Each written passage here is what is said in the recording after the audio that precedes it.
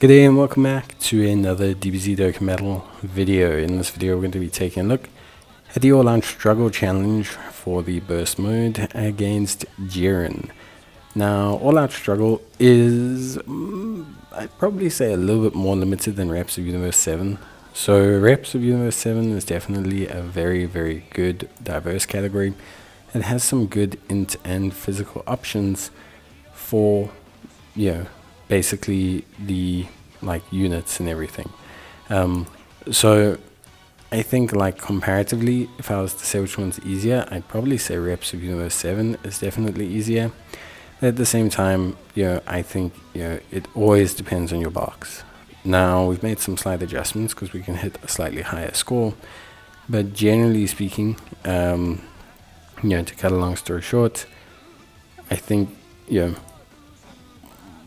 this team is very heavily reliant on the physical boys popping off, but also not getting supered in the first slot. So whereas the Reps Universe 7 team benefits from having double int Vegetas, by the way, which is a great way to beat this event because int Vegeta tanks so well and basically is able to do an amazing job and can do huge damage.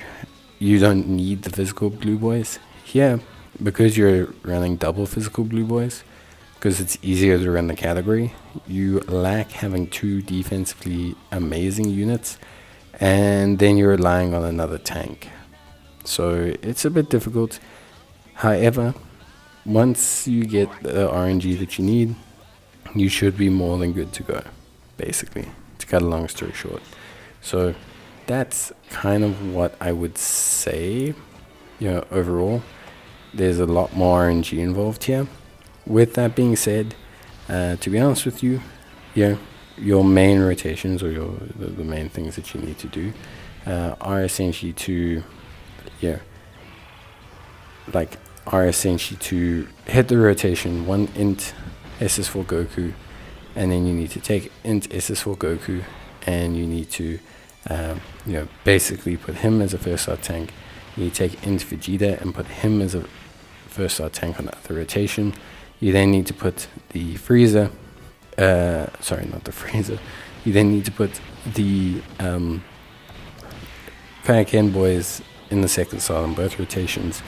Now here's the trick: you actually want to, by the time you get to the first strength phase, have just enough damage to trigger the active skill for the Kaioken boys. If you can have the active skills active, then as long as you don't get hit by a super, what will happen is you'll do enough damage between the physical boys and especially the blue Vegeta to one-shot Jiren. So to take out Jiren with very, very minimal effort. And this is something that is really, really good. And I think for me overall, was probably the best way to do it, at least in terms of the units that I have. I think, like I said, if you're looking at the rest of the team, they do okay. The int Vegeta I would probably replace, or the margin Vegeta I'd probably replace with maybe that int Vegeta, just because he's got evasion, which I think could help a bit more. One thing that Reps of Universe 7 team had a lot of was revive skills and evasion, which made it way easier to accept a screw up or not a good rotation, and be able to get another round of damage out from Vegeta, which is very big. Now in this team that's not such a case,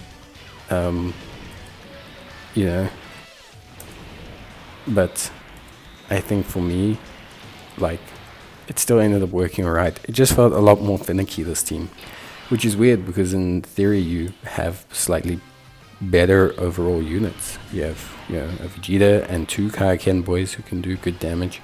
But yeah, I think overall, I'd have to say this team didn't feel as good as maybe the other ones. So yeah, it is a little bit of a shame.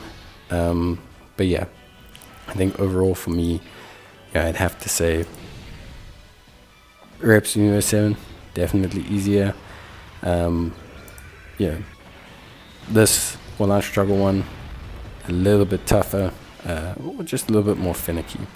Not so much directly tougher, but just a little bit more finicky overall, and not really an event that, yeah, I think for me, you could get away with without RNG. Like, I just think, yeah, there's just a lot of RNG that you need in a lot of these runs, and I think with this one you just need that little bit more, because you don't have protection mechanics, you don't have as many revives, you don't have as many dodges, you don't have the selection of free-to-play units that are feasible under the team. So yeah, I think this one a little bit tougher, but you know what, I think it's pretty good. But yeah, that's basically it for me. I hope you guys enjoyed the video. Let me know if you need any more help, of course, and yeah, otherwise I will see you guys in the next one. So until then, take care, stay safe, and if you do need any more help, let me know. Otherwise, I will see you guys in the next video.